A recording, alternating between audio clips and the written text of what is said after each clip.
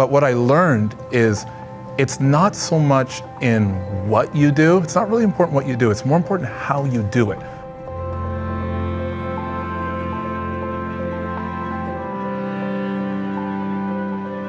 How hard will you go towards things that you care about, and how quickly will you get back up?